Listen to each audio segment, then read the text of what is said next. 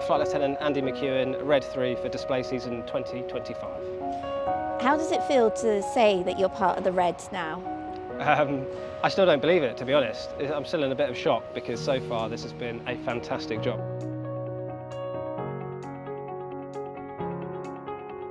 Flight Lieutenant Robert Thomas, Red 2 for display season 2025. I'm still buzzing.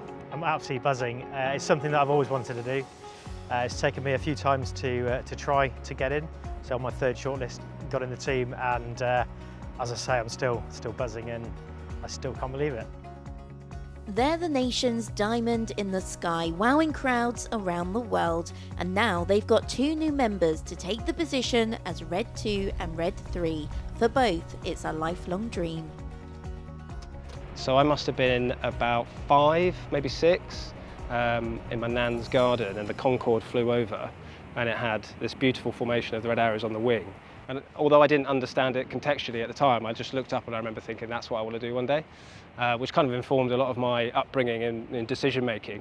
And then as I got a bit older, looked a bit more into the RAF, which then sort of made me think, actually, I want to just be an operational pilot as well. So always wanted to be in the Reds from a young age, and that's kind of geared my entire sort of education and steps getting into the RAF.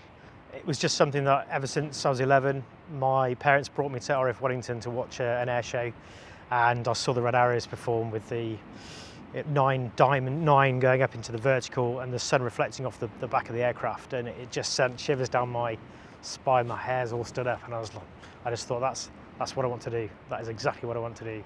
So from that moment on, it was basically what I dreamt of doing. These pilots have a wealth of experience behind them, from operational deployments on Typhoons and F-35B Lightning jets to aircraft carriers and destroyers. Flight Lieutenant Andrew McEwen broke the mould as a pilot as he spent 2 years with the Royal Navy on board HMS Illustrious and Type 45 destroyers HMS Dragon and HMS Dauntless. The non-standard approach to getting your pilot's licence in the RAF. That was a 2-year secondment, if you like, to the Royal Navy, and as I've just mentioned, there were gaps in training, so there was an opportunity waiting for advanced fast jet training to go and do something a bit different. So me and a buddy went and joined the Royal Navy for 2 years learning to drive ships. They call it their NWC, Navigational Watchkeeping Certificate.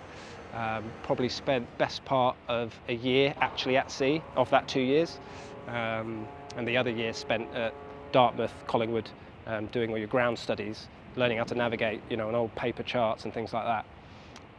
That was quite an interesting sort of sideways step, doing something completely different, and then coming back to aviation with the IRF.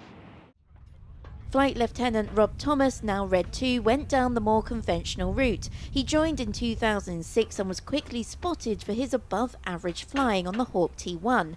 Later, he was posted to RAF Coningsby on Quick Reaction Alert. The formation discipline itself is very similar to the front line.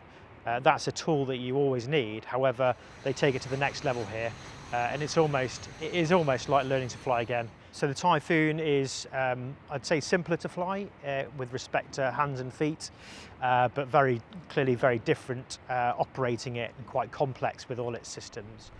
Whereas the Hawk is more difficult to fly, and I'd call it more pure flying. So, and that's personally why I absolutely love this job, because I'm more into my pure flying and the challenge of being really accurate in formation.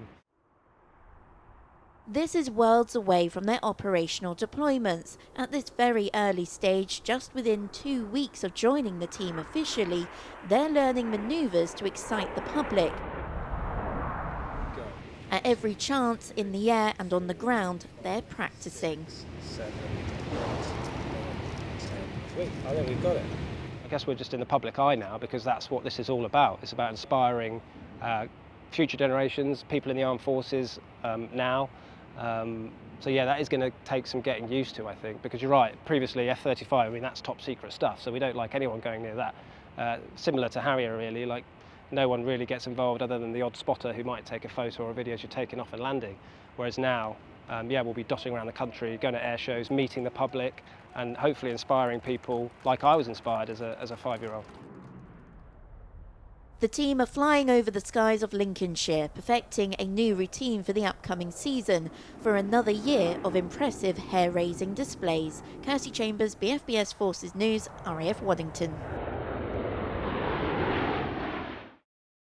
Thanks for watching. For more from BFBS Forces News, like and subscribe to our channel.